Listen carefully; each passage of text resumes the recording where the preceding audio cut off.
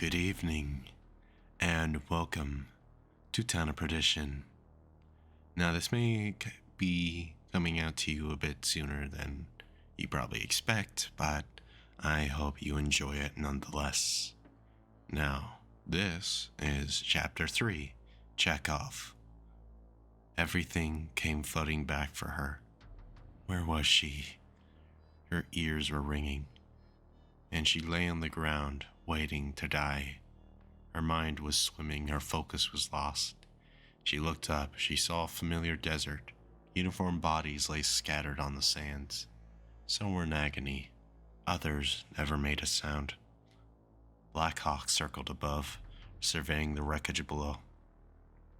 Rihanna tried to lift herself up, but she didn't have any strength left in her. Don't leave us, she pleaded. She heard the rumble of armored vehicles from a few blocks away. You're pathetic! A familiar feminine voice answered her plea. The strange voice came from every direction around her. Who said that? Rihanna demanded, attempting to hide how powerless she really felt. Only silence greeted her demand. She looked around. She gasped when she saw a familiar-looking woman in her early 30s standing amongst the carnage. She had dark brown hair and blue eyes. Her hair was tied into a ponytail. Rihanna held back her tears as she made eye contact with this woman. Her own words died in her throat as this woman taunted her. Look at you. Broken and powerless. You can't even stand on your own feet. Rihanna gritted her teeth and pushed her body to stand. Every time she came close to standing up, her whole body felt like it was being anchored to the earth. Why do you keep trying? The woman taunted her. Her words dug into Rihanna, hearing what she said from her voice. Rihanna stopped trying to stand. She looked up at this woman. Go away. Rihanna managed to force out. The woman smiled at her response and shook her head. You still don't get it. Rihanna looked at her confused and shook her head slightly. They all had families, Rihanna. Rihanna bit down on her lip, almost drawing blood. A chill ran down her spine as she heard the woman say her name. Harper, Felix, Vanessa, Joseph. The woman coldly listed off a host of names. Each one dug into Rihanna's skin like a bullet. Shut up. Don't you talk about them. Rihanna opened her eyes to glare at her. The fire in her eyes faded away as she saw familiar figures in uniform staring back at her. Rihanna finally found the strength to stand. She reached for her thigh holster. She drew her M11 and racked the slide of her sidearm. Had they finally come for her? To punish her for her failure? She aimed her sidearm at the familiar figures. Her weapon shook in her hand as she aimed down sights at her friends. One of the figures stepped forward, her hazel eyes glancing back at the gun in her hands, and then at Rihanna herself. Are you going to shoot us, Kelly? Vanessa looked at her warily. Rihanna lowered her sidearm slowly and shook her head. Vanessa gave her a small smile and carefully stepped forward. Her hands opened to show she didn't have anything in her hands. Rihanna took a small step back from her cautiously. Vanessa took note of this and stopped walking towards her. Rihanna, could you please slide that over to me? Vanessa asked her gently. Rihanna slowly nodded and set the pistol down and slid it over to Vanessa. The former medic unloaded and cleared the barrel. She tossed aside both the weapon and the ammo away from Rihanna. Rihanna collapsed onto her knees. Vanessa walked closer to her and kneeled down to look at her in the eyes. Kelly? Rihanna glanced up at her. Vanessa gave her a sheepish smile and put a hand on her shoulder. It wasn't your fault. We don't blame you for what happened. Rihanna averts her eyes from her and shakes her head. Vanessa's gaze softens as she looks at her. I know. You've been through a lot. What matters is we got your back. Part of our oath, you know? Rihanna nodded slightly. Vanessa looked up as the steady sound of a heartbeat monitor beeping filled the air. You should probably get going. They still need you out there. She helped Rihanna to her feet. The fabric of her dream began to fall apart. The faces of those she once knew faded away as she was pulled back into reality. Rihanna's eyes shot open as she looked up at her surroundings warily. She looked around to see the sparsely decorated infirmary. Some of the nurses took notice of her waking up. One of the younger nurses walked up to her bedside with a clipboard in hand, checking off a few boxes and writing some notes on with her pen. She looked up and asked Rihanna, "Are you alright, Miss Kelly?" Rihanna ran her hands through her hair and nodded. "Yeah, just a bad dream," she replied. The young nurse hums in response, checking down a few more boxes on her form. "How long was I out?" The nurse glances down at her watch. "Since last night. It's about 9:23 now." Rihanna sighs and looks up at the nurse. "Do I have a concussion?" she asked the nurse. The nurse shook her head in response, earning a sigh of relief from Rihanna. "Nope. Your helmet took most of the impact. I take it it's not made of standard Kevlar?" Rihanna shakes her head. "No, it's more of a ride armor than for ballistics." The nurse smiles and looks up from her clipboard. "Good thing you had it on then. Surprised you're able to wear them all the time. They're pretty heavy." Rihanna shrugs and looks down at herself. "Guess that's the benefit of being a freak of nature." She gives the nurse a small smile, who smiles awkwardly in return, not sure how to reply to that. "We did notice you have a higher muscle density than what should be possible for a human. Is that your mutation?" "It's part of it. By the way, do you know where my gear is?" The nurse points to a locked trunk at the foot of her bed. She hands Rihanna a few forms to sign. As Rihanna finishes signing her medical forms, the nurse kneels down to unlock the trunk of her belongings.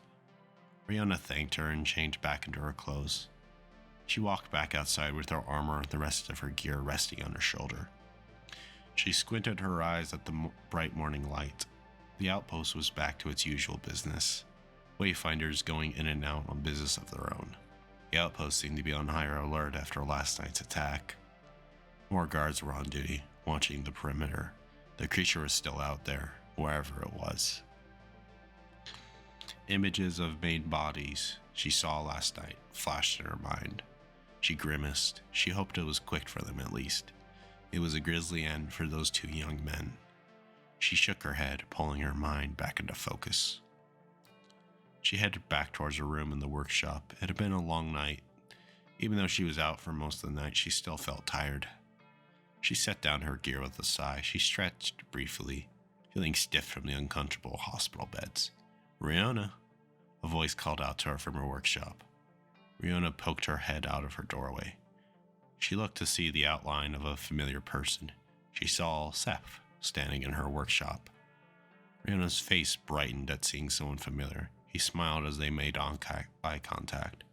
"There you are," he said with fox fatigue. "Here I am," Rihanna said with a roll of her eyes. She walked down the stairs into her workshop. Her old friend looked her up and down. "You hardly look like you slept last night." There was a hint of concern in his voice. "Thanks, so do you." Seth snorted to Rihanna's sarcasm. "Figured you were here since I couldn't find you in any hospital bed." "A pretty lady is looking for you, by the way." Rihanna perked up instantly. Seth chuckled and shook his head.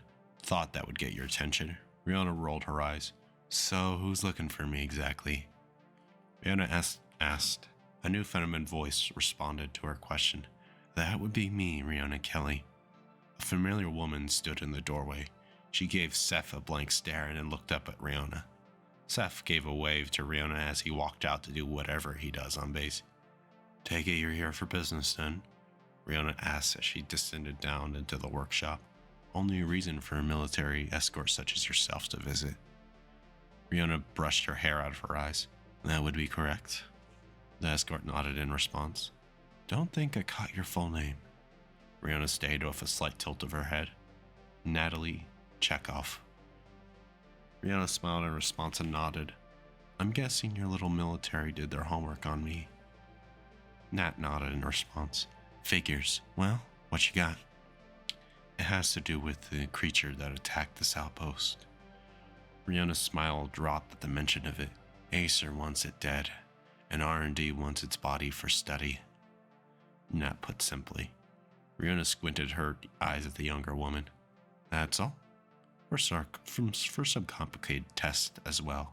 Are you in? She asked Riona, only half answering her previous question. Depends on how we're doing this.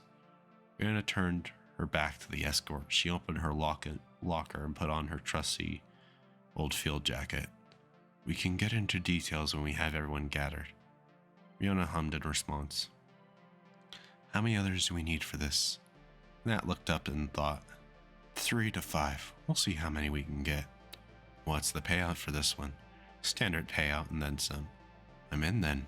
Nat smiled in response, slightly surprising her willingness to take a contract without even having info on the exact job description. Not that she was complaining. One last question, Nat.